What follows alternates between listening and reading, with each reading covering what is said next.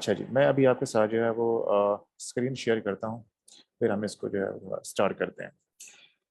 देखिए, आपका जो एस्से का दिन होता है ना, जो पेपर होता है आपका, ठीक है, वो बड़ा इम्पोर्टेंट होता है, ठीक है? उसके हवाले से डिस्कशन ज़रूरी है ताकि कोई बच्चा गलती ना करे उसके हवाले से, ठीक है? तो मैं अभी जो है वो स्क्रीन शेयर कर रहा हूँ आपके साथ।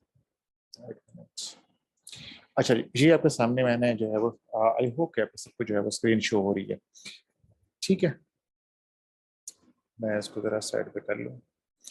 आपका एग्ज़ाम हॉल होता है तो आम तौर पर ऐसा होता है जब भी आपका शेड्यूल आता है मतलब डेट शीट आती है तो उसमें फर्स्ट डे आपका ऐसे हो जाता है। ठीक है, एक टाइम था कि दिन में 1 पेपर हुआ करता था लेकिन अब जो है तकरीबन पिछले 3-4 साल से दिन में 2 पेपर होते हैं आपके।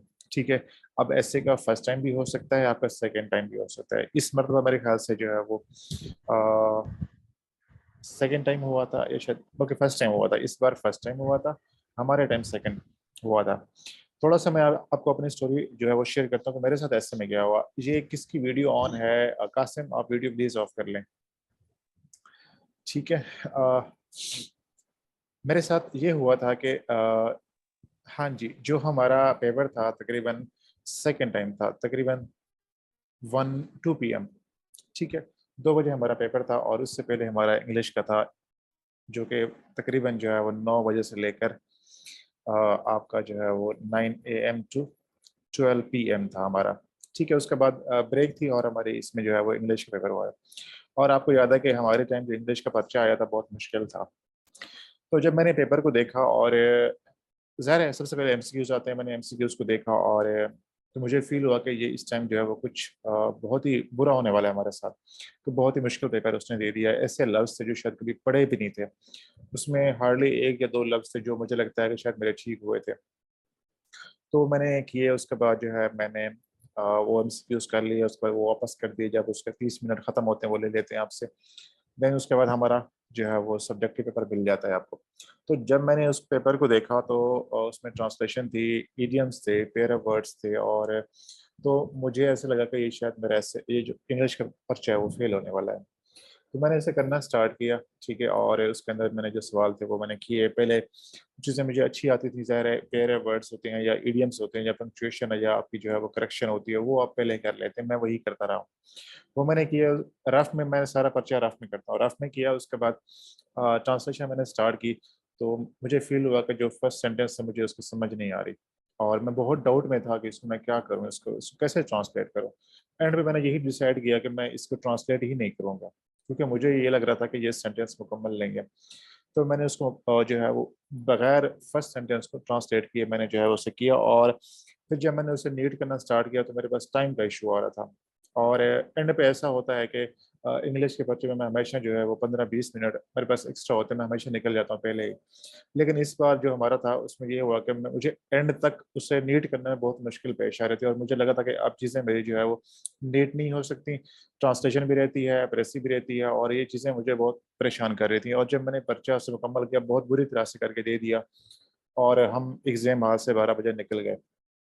अब जो था 12 से लेकर 2 बजे तक आपकी ब्रेक होती है, उस ब्रेक में मैं तो मेरे माइंड में मुसलसल ये चीज़ चल रही थी कि ये मेरी लास्ट अटेम्प्ट है और मेरा इंग्लिश का पर्चा फेल हो चुका है, तो अब मुझे आगे जाने की ज़रूरत ही नहीं है।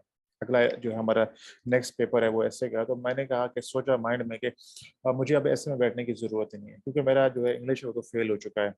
और मैं उस 2 घंटे में जो ब्रेक होती है उसमें मैं इसी कशमकश में रहा कि मुझे लास्ट अटेम्प्ट है, वापस जाना चाहिए घर, अगला पर्चा देना चाहिए या वापस जाना चाहिए घर। क्योंकि मुझे ये डाउट था, तकरीबन 90% ये था कि मेरा इंग्लिश जो है वो फेल हो चुका है।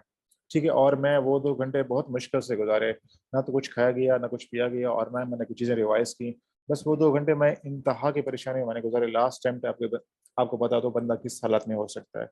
एंड पे मैंने ये डिसाइड किया, मैंने कहा यार कि अब मैं आ गया हूँ, यहाँ पेपर भी देने हैं, लास्ट अटेम्प्ट भी है, चलें अब एस्से जो है वो उसके अंदर बैठ जाते हैं।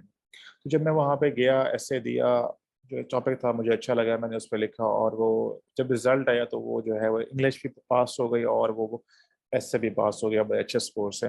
ठीक है? तो आपके साथ भी ऐसा हो सकता है कि आपका जो पहला पर्चा हो वो ऐसे का हो, आपको इतना शौक लगे कि वो चीज़ें आपके लिए बिल्कुल अनएक्सपेक्टेड हो सकती हैं, बहुत ही अनएक्सपेक्टेड हो सकती हैं। ठीक है, तो आपने अपना जो पहला पर्चा है उसकी जो परफॉर्मेंस है अगले पर्चे पे नहीं डालनी है आपने। उसकी वजह से उसे आपने जो है वो इफ़ेक्ट नहीं होने देना उसको। ठीक है ना? आपने ये भूल जाना है कि आपका पहले क्या हुआ है। हर पर्चा आपने पास करना है और हर पर्चा इम्पोर्टेंट है आपके लिए, हर पेपर इम्पोर्टेंट है आपके लिए। तो आपने हमेशा ये बात याद रखनी है कि जो हो गया वो हो गया। आगे आपने मूव करना है आपने, ठीक है ना? अगर आप उसे उस बर्डन को उस जो वो आपका कॉम्प्लेक्स है या परेशानी है उसे कैरी ऑन करते रहेंगे और आप अगले पर्चे के अंदर उसी पे सोचते रहेंगे तो आपको वो जो 3 घंटे हैं नेक्स्ट पेपर के वो आपके खराब हो जाएँगे। क्योंकि ये कॉम्पिटिशन है, रेस है, इसके अंदर हर प पेपर को पास करना है और सिर्फ़ पास करना नहीं है बल्कि अच्छा स्कोर भी लेना है।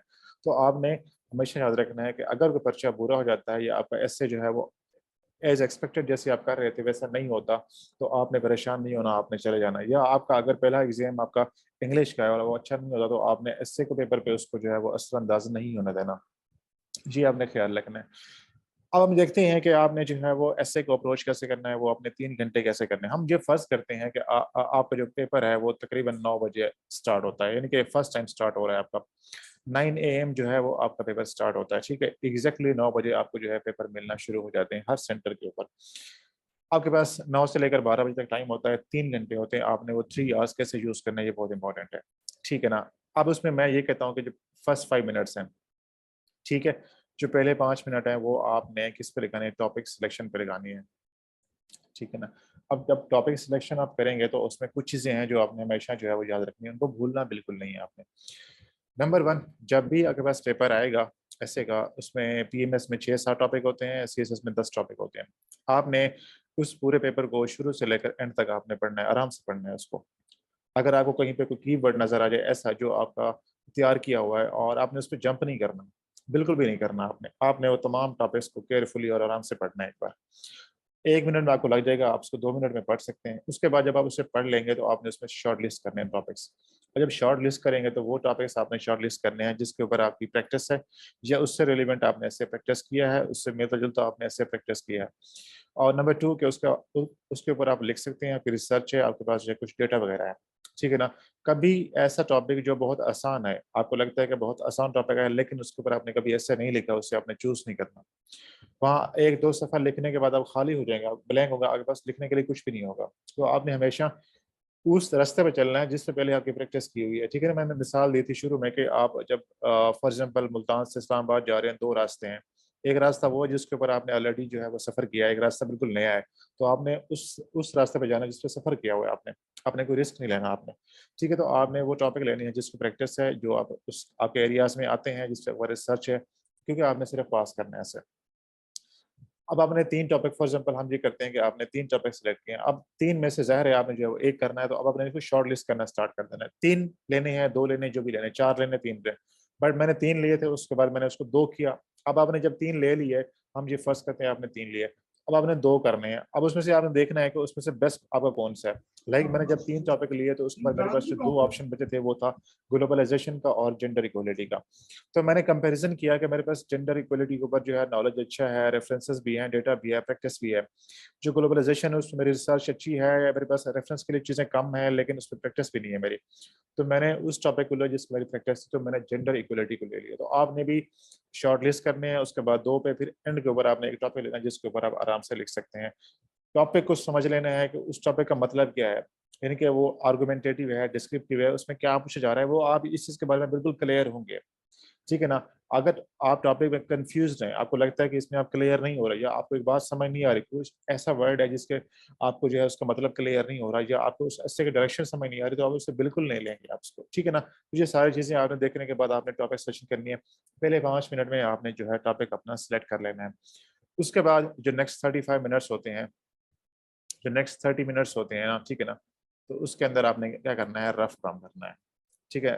नेक्स्ट 30 मिनट्स में आपने जो है वो रफ वर्क करना है। अब रफ के अंदर क्या-क्या चीज़ें आएँगी, ठीक है? आपकी जो है रफ के अंदर आती हैं, थीसिस स्टेटमेंट आती है, ठीक है? रफ के अंदर थीसिस आएगा, प्लस आपकी जो है वो आउटलाइन आएगी, प्लस आपका जो है वो इंट्रो आएगा, ठीक है? अगले 30 मिनट में आपने रफ में ये चीज़ें करनी हैं। ठीक है ना? यानी कि आप जब टॉपिक सिलेक्ट कर लेते हैं और आपने जो है वो पेज की दूसरी साइड पे जाना है जहाँ पे रफ वर्क करते हैं, आपने वहाँ पे चले जाना है।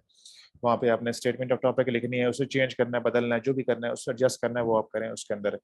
वो आप अपना ऐसे का जो है स्टेटमेंट क्लियर कर लें, उसके बाद उसकी बेस पे रफ आउटलाइन बने। अब उसमें रफ आउटलाइन में ये है कि आप जो है वो मुकम्मल सेंटेंसेस के बजाय शॉर्ट शॉर्ट सेंटेंसेस भी लिख सकते हैं।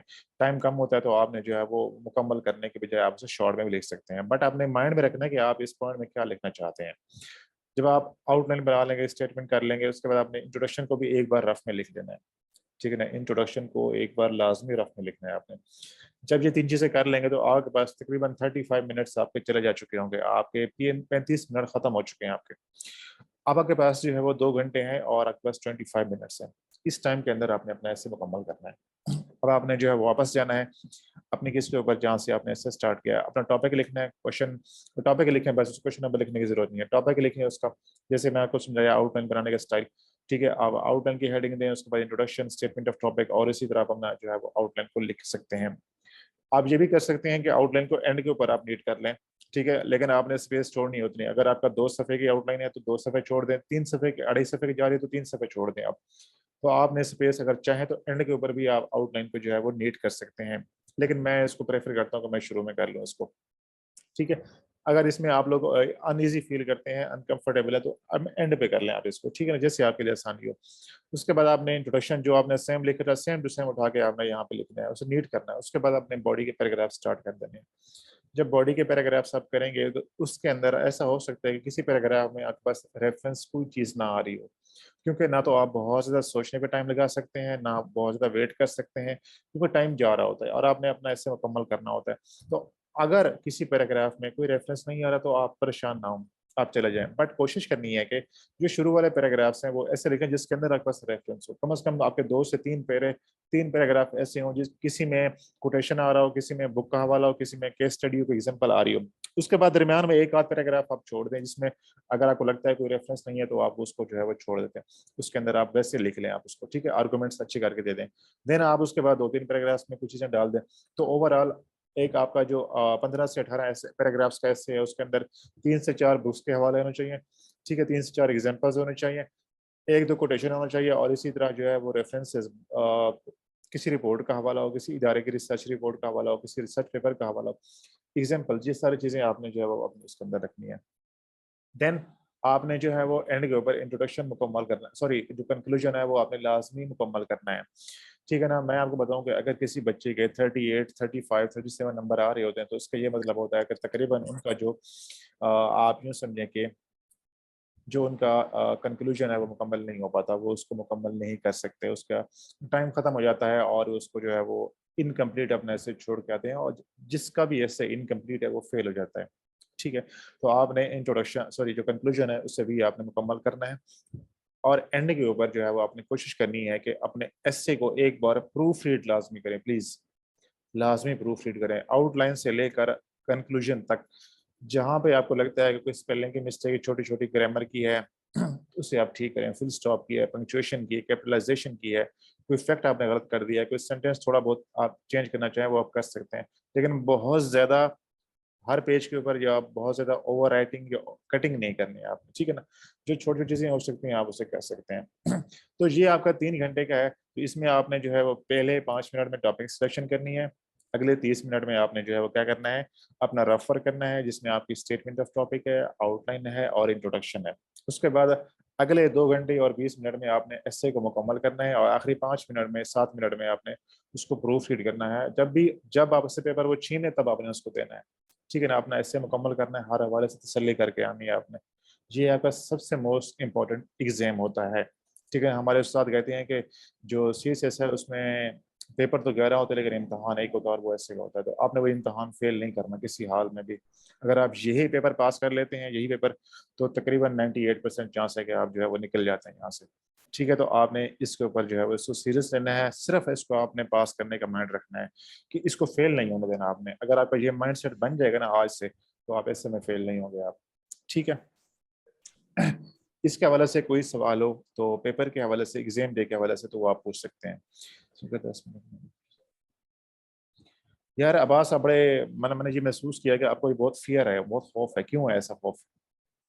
मतलब आप टॉपिक के बारे में परेशान है कि डेमोक्रेसी पे टॉपिक ऐसा आ जाए जिसमें आपको पता भी ना हो, और फिर आप कहते हैं कि 10 टॉपिक में से कोई टॉपिक ऐसा ना हो जिसको आपको आता ही ना हो।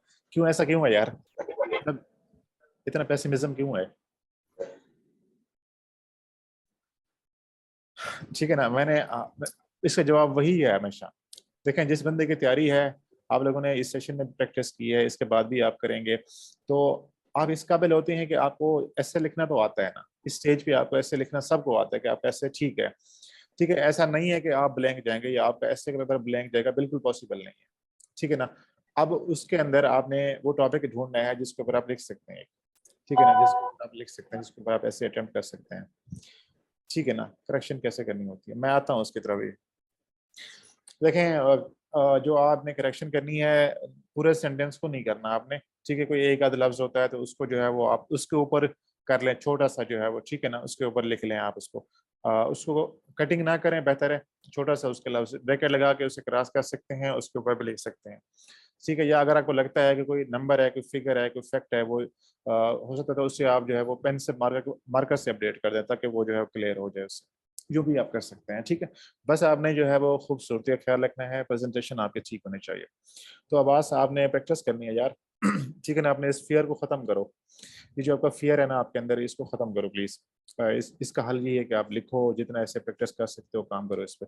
जितना आप इस पे लिखते जाएंगे ना, आपका फियर खत्म होता जाएगा आपका। ठीक है ना। जब भी आप इस एग्जाम में होंगे ना, सीएसएस में, और जो आपका खौफ होगा, जो सब्जेक्ट आपके लिए जो है प्रॉब्लम है, चैलेंज है, तो उस पर आपने मेहनत करनी है। उसको अपना जो है वो स्ट्रेंथ बनानी है, उसे कमजोरी नहीं बनानी अपने आप में। यार बच्चे, ऑडियो वीडियो ऑफ कर लें। ये है सुहेल। सुहेल प्लीज अपनी वीडियो ऑफ कर लें आप। बस भाई, सर बगैर पढ़े। यार ऐसा नहीं है, बगैर पढ़े तो नहीं होता। ठीक है ना, सेशन के बाद रिमूव करेंगे आपके साथ इंशाल्लाह। हाँ जी, इंशाल्लाह। अच्छा जी, और कोई सवाल है इसके हवाले से, एग्जाम डे के हवाले से, टॉपिक सेशन के हवाले से, कोई चीज़ हो? फिर हम चलते हैं कि आपने प्रैक्टिस कैसे करनी है इस सेशन के बाद, आज के बाद आपने अपने ऐसे को चलाना कैसे, प्रैक्टिस कैसे करनी है। ठीक है। जी, कोई सवाल है तो प्लीज बताएं आप।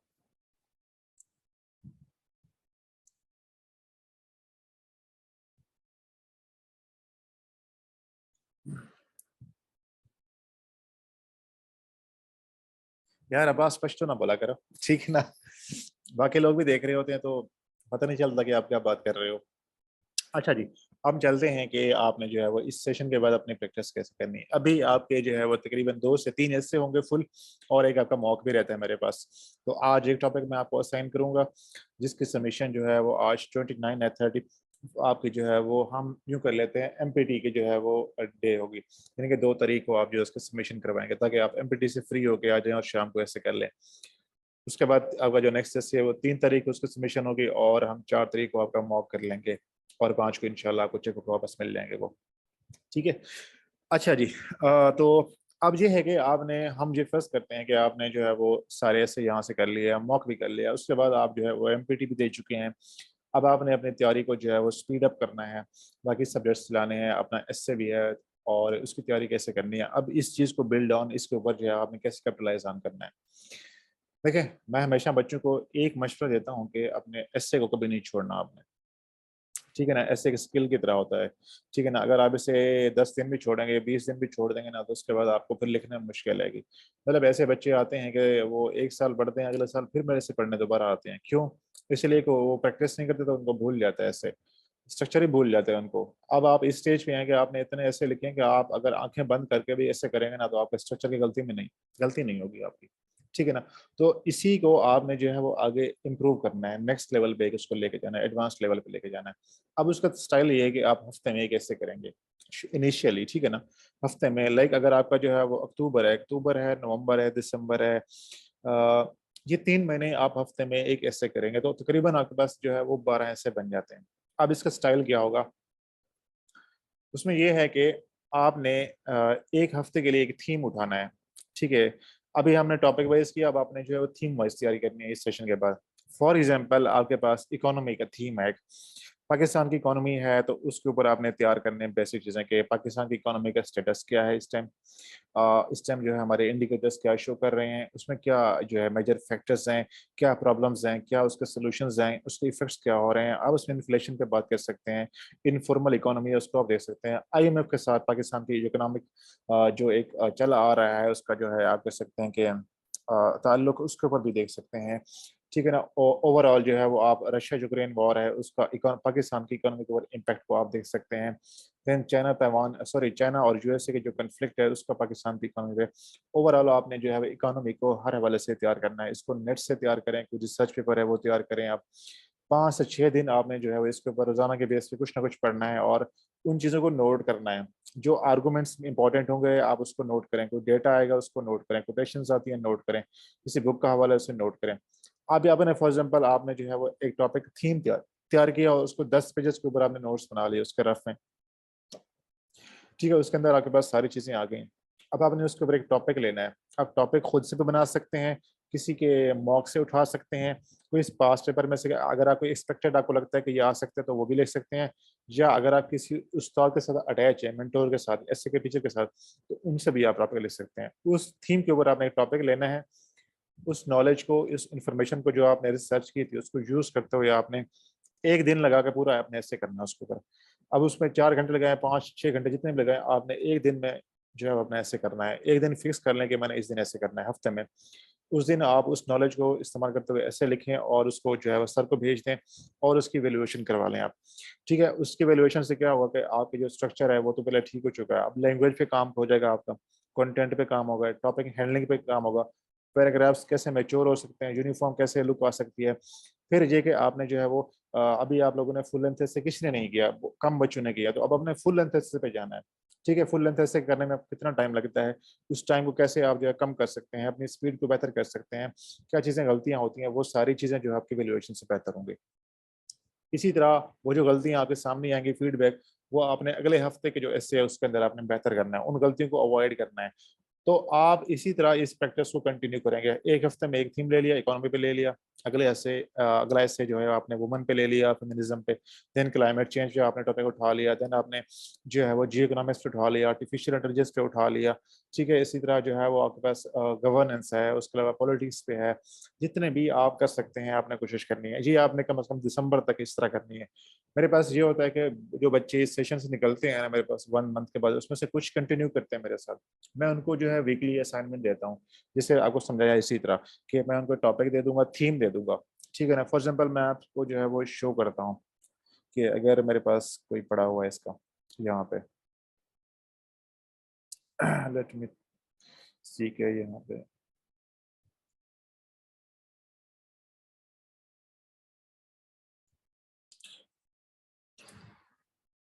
ये देखें, ये एक थीम है आपके सामने। ठीक है, मैंने बच्चों को जो है वो ये असाइन किया एक हफ्ते में। ठीक है ना, कि आपने इसके अंदर ये चीज़ें, जियोग्रामिक्स क्या होती है, इसके फीचर्स क्या हैं, कंपैरिजन विद जियोपॉलिटिक्स, और ये दोनों का ताल्लुक कैसे है आपस में, क्या है इसके इंपॉर्टेंट एस्पेक्ट्स, क्या हैं जियोग्रामिक्स के, बेनिफिट्स क्या हैं, फायदे नुकसान वगैरह देखने हैं। उसकी थोड़ी सी हिस्ट्री चेक करनी है, पाकिस्तान के हवाले से देखना है, और इसके कामयाब जो मॉडल्स हैं वो देखने हैं।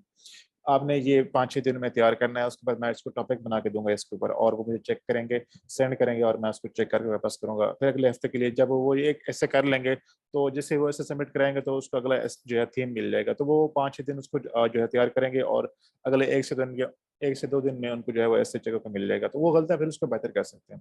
मेरे साथ बच्चे इस तरह चल रहे होते हैं, वीकली बेस पे, मंथली बेस पे चल रहे होते हैं। बहुत सारे बच्चे हैं जो कर रहे होते हैं। ठीक है, तो अगर आप में से कोई करना चाहे तो वो भी आ सकता है, मोस्ट वेलकम है, बता सकते हैं। आप शेयर करें तो उसको जो है वो हम कर लेंगे डिस्कस। ठीक है।